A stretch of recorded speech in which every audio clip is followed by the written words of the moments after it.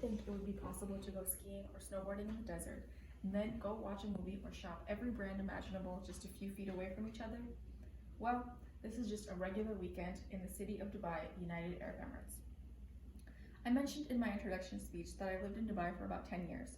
Moving from Minnesota to Dubai was not only a culture shock, but an eye-opening experience that I love to share and talk about. Telling other people about my life in Dubai and in the Middle East often clears up a lot of misconceptions for many people. Having spent every summer vacation in Dubai since I was 5 months old, as well as living there from approximately the ages of 12 to 22, I have seen the evolution of the region as well as all it has to offer present day. I'd like to share the history of Dubai and the vast evolution that it's been through in such a short amount of time. I'd also like to talk about life in the Middle East and its people today, as well as what the average weekend would look like. Life in Dubai has drastically changed from its founding.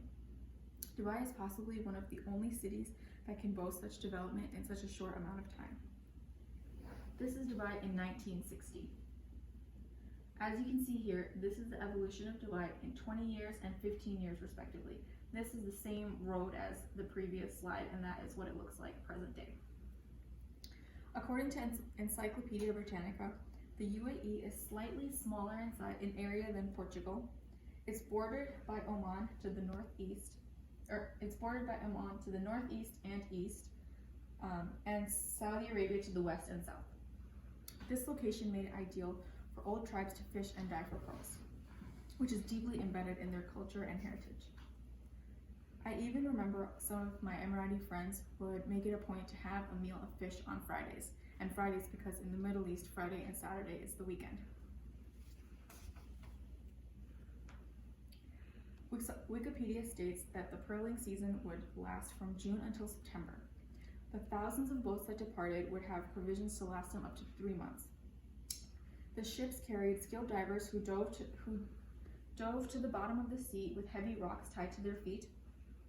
They also had ropes that the diver would tug on once they had collected all of the pearls, and they would be pulled up swiftly from the ropes.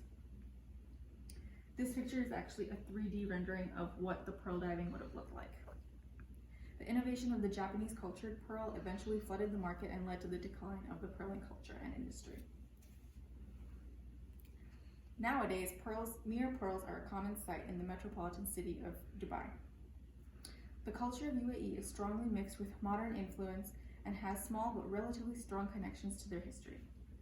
For example, most Emiratis still wear the thobe and the abaya. They wear it mostly culturally as opposed to religiously, but also lots of them don't. This is my friend Sheikha, also known as Kiki, who is an Emirati woman and also is a professional CrossFit competitor.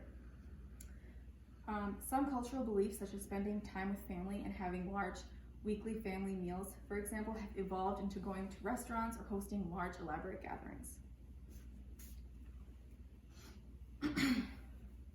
Restaurants are actually an integral part of the UAE culture, as well as one of the main attractions, according to visitdubai.com. They also list an endless amount of activities and excursions for tourists as well as residents. Most attractions are man-made, but once you leave the city, there's a large variety of nature-based activities as well. Speaking from my own personal experience, the coolest thing that I have ever done in Dubai was zipline off of the Burj Khalifa, which is that building right there, and it's also the tallest building in the world. On the weekends, one of the most common things to do, especially during the winter, is to go out to the desert. Many tourists do this through a company, and it's usually referred to as dune bashing. However, my family and I, we just take our cars out to the desert, set up a bonfire, and barbecue with music and s'mores. That is actually our car that came in the newspaper when we did like a professional dune bashing experience. There's also an endless number of hotels, restaurants, marinas, multiple beaches, and resorts to enjoy. There are also a handful of cultural museums, as well as old markets and bazaars to catch a glimpse of history. Now that I've thoroughly made myself nostalgic for my times in high school, I think it's time to wrap it up. I hope that this speech was a small insight into what life looks like in the Middle East, and maybe has made you even want to travel to other countries, not just Dubai.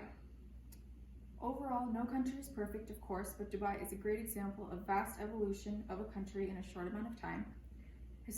Industrially as well as culturally, there are so many different things to do, and the country is ever evolving and growing.